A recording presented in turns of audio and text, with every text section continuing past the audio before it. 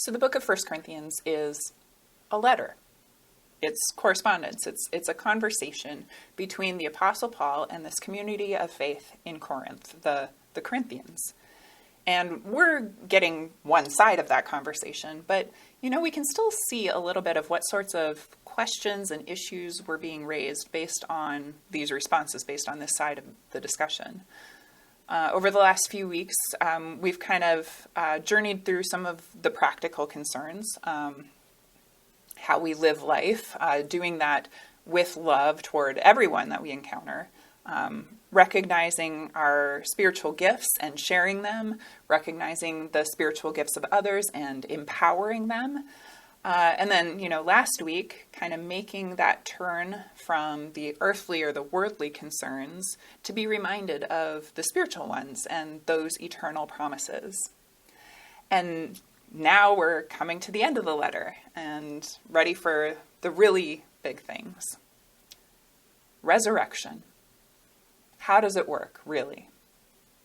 That's the question Paul either anticipates or has already been asked if he's trying to answer it here. And it's a very natural question. I mean, don't we ask that too?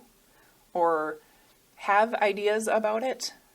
Comments that I've heard people say over the years have let me know that we, at the very least, do think about it and have ideas about being reunited with our loved ones, dancing with them, hugging them, talking with or asking that question of a particular person, praising God for eternity, resting in God's care, the house with many rooms, and what are those rooms like? It's a natural question to have. We want to understand, to know, to really be sure of exactly what this is concretely and how it will happen, what it will be like. Paul's trying to answer that too. I mean, we have this perishable, deteriorating flesh and blood, which we can see, yet we also have this promise of eternity, the resurrection of the dead and the life everlasting. Paul writes that the body raised will be imperishable, spiritual, raised in glory, different, yet still you, still the person, still a body, but different, like a seed that grows into something more. So yeah. Anyone have a perfectly clear picture yet? Any two people think they have the same picture, even if it is perfectly clear? Yeah, right. It's more than a little confusing. And honestly, a few times this week, I mentioned in different conversations to friends or colleagues that Paul, really could have used an editor to clean this up a bit. But then, I realized he's really trying hard to explain all this. But why? Paul has already clearly stated that now we only see through a mirror dimly what this is all about. We know only in part. And until the fullness of time, that's how it is. Only then, in that eternity, will we see face to face and know fully as we are fully known. He said that already in this letter. But he keeps going anyway, trying to describe it better and better. I think that's amazing. It's admirable. It speaks to the person that Paul has become now. He's not giving up or just leaving it at face value or a, good enough statement or a you'll never get it, so stop bothering level. He keeps working to add layer upon layer of metaphors and explanations. And yeah, he starts repeating things a little, as you do when you get really excited or feel strongly about something. I mean, here are the next verses immediately following our passage for today, starting with verse 51. Paul writes, "Listen, I will tell you a mystery. We will not all die, but we will all be changed in a moment, in the twinkling of an eye, at the last trumpet. For the trumpet will sound, and the dead will be raised imperishable, and we will be changed. For this perishable body must put on imperishability, and the mortal body put on immortality. When this perishable body puts on imperishability, and this mortal body puts on immortality, then the saying that is written will be fulfilled. Death has been swallowed up in victory.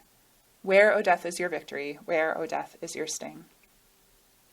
Some of those verses may sound familiar to us, but you can see kind of that repetition continuing through here.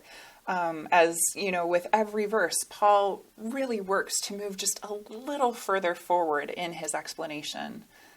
It's impressive.